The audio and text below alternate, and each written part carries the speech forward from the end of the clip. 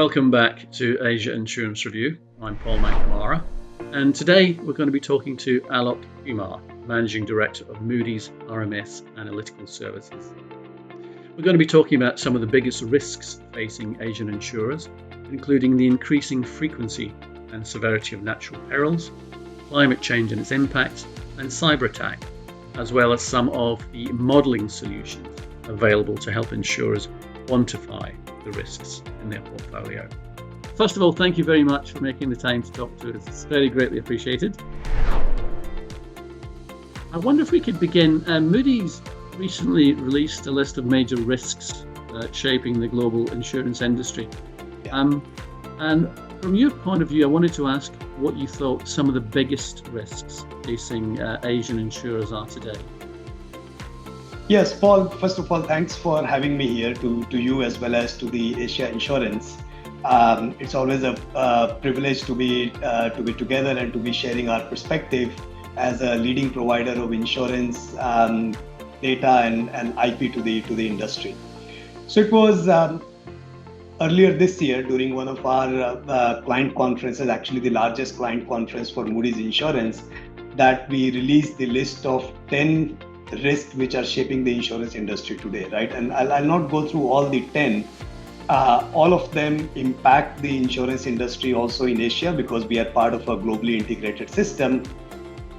But the three that stands out from the impact on the insurers in Asia, from my perspective, is one is both the increasing frequency and increasing severity of the natural catastrophe event in Asia, as it is also in rest of the world. There is also, so that's one. Second one is the impact of climate change on the natural disaster and the need for the economies in Asia as well as the insurance industry in Asia to understand that better. And third would be almost anytime, anywhere, cyber incident, cyber attack. It was made very evident recently through the CrowdStrike event as well. But I do think with the industry using the internet more and more, the economies using the internet more and more, the cyber risk has become significantly higher over last year. Okay, very good. Now, natural catastrophes have become a fact of life for most of us. What's changed in recent years that makes these risks high on the list for insurers in Asia? Yeah.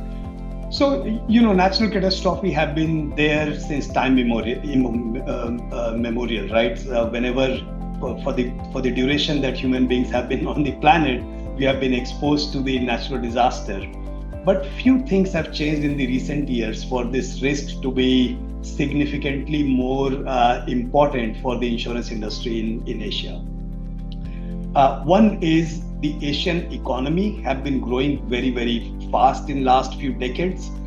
Think about China, think about India. These are the fastest growing large economies in the world. On top of that, this growth in economy has led to a massive construction boom. And most of the time, the construction, largely unregulated, is taking place without proper regard to the level of natural disaster that exists in the areas that are being constructed, right? So you have the value of the building stock, the concentration of the values, that's increasing. And the insurance penetration in Asia has also gone up, right? Both again, China and India, to name the two economies, they are fastest growing insurance markets in the world as well, right? So you have a combination of increase in the value, increase in insurance concentration, largely in areas with very high exposure. That's one reason for this risk to become important. But I would also say that the changing weather pattern is increasing the frequency of the weather events. We are all living in Asia, experiencing that firsthand. So that's increasing the frequency of the natural events. So this combination is causing the losses and the loss potential to increase for the insurance industry. And that's why this has become a topic of much bigger a conversation, right? I started my career as an underwriter many years ago, almost 2 decades ago. And at that point in time, most of the Asian scenarios were seen by the insurance industry outside of Japan, of course, as the secondary peril. right? But the frequency of losses from the Asian scenario is not anymore secondary. It's impacting the earning experience of the insurance industry, and that's of the global insurance industry, and that's why people are paying much stronger attention than they have in past. Excellent, thank you. Maybe the next question then, can you talk about how Moody's Insurance is investing to help APAC customers get a better understanding and quantification of this risk? Sure. So Moody's Insurance, and just for people who have been long time in the industry, more as a reminder, Moody's Insurance is the new name of the RMS business, which is part of the Moody's world. So we brought RMS along with the life insurance business that Moody's already had and created an umbrella called Moody's Insurance, right? So when we use the term Moody's Insurance and RMS, allow me to use them interchangeably, but what I mean is really the model and science that RMS has brought always to the insurance industry, right?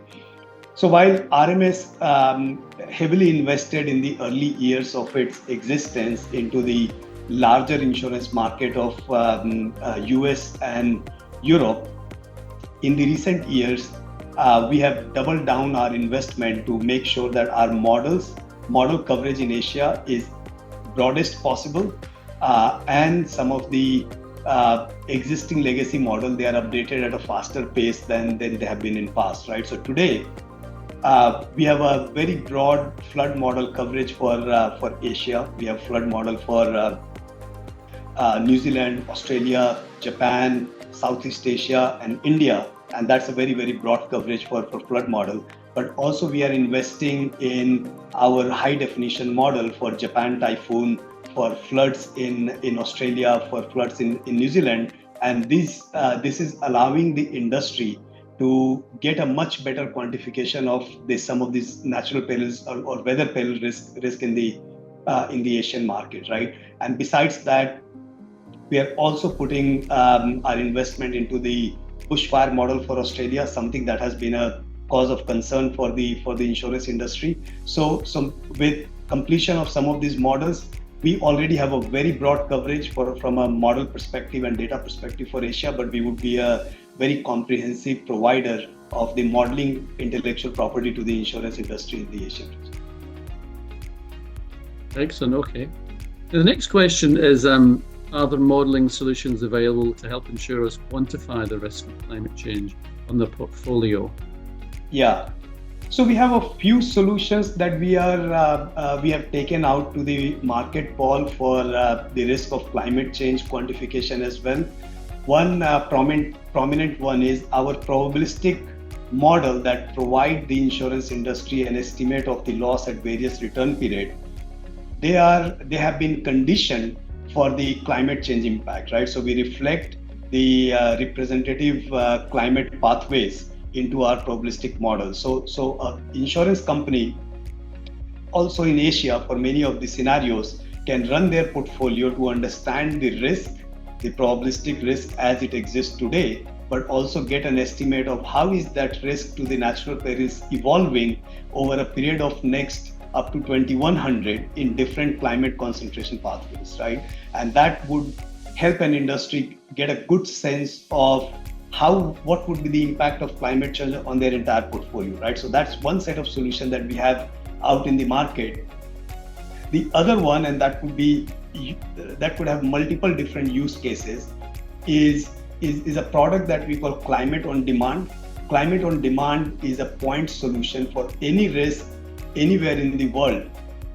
We are able to estimate not just the hazard score as of today, but also a hazard score and the financial loss cost in every 10-year interval from now to 2100 for different climate pathways, right? So again, think of it this way: you are underwriting one single risk somewhere close to a river in Thailand, and you want to understand how would the loss potential of that risk to flooding change by over next 30 years for different climate change scenario.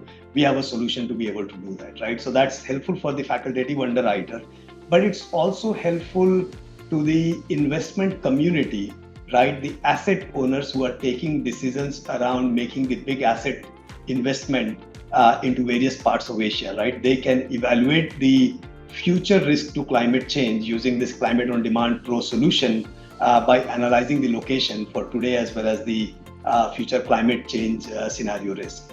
So a couple of products for the climate change assessment to the industry.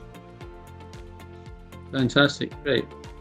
And the final question is, the recent CrowdStrike event, although not malicious, was another reminder of fast-growing cyber risk and the loss potential to the industry. What kind of solutions does Moody's Insurance offer to assess cyber risks?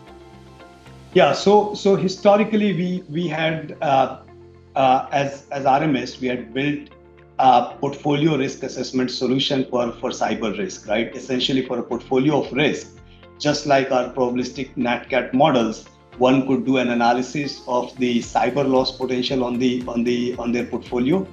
That was always available also when we were a standalone RMS unit. But as part of Moody's, we recognize that cyber today in this interconnected world is one of the largest and fastest growing risks.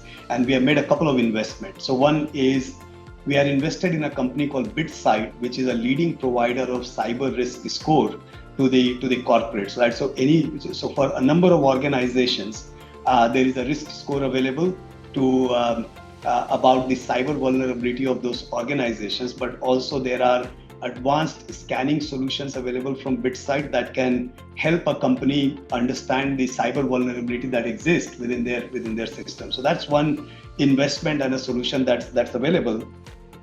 And in addition to that, earlier this year we announced a cyber consortium that's being set up by Moody's Insurance Solution, where we are bringing together some of the leading insurers, brokers, reinsurers on one common platform to together think about the challenges of the cyber risk, think about the challenges in quantifying, and build the confidence of the industry with the quantification solution that might be available, and that will help to expand even the cyber market a bit more. Because one of the challenges today on the cyber side, Paul, is the industry doesn't have the full confidence in the quantification, right? And we realize that together we are smarter by bringing a different perspective from us as a modeling solution provider, but from brokers, from insurers, from reinsurers. By bringing different perspective, we can build a lot more confidence in industry's ability to put a value to the cyber risk. So that's the other investment that we have made in the cyber risk area. Alok, thank you very much indeed.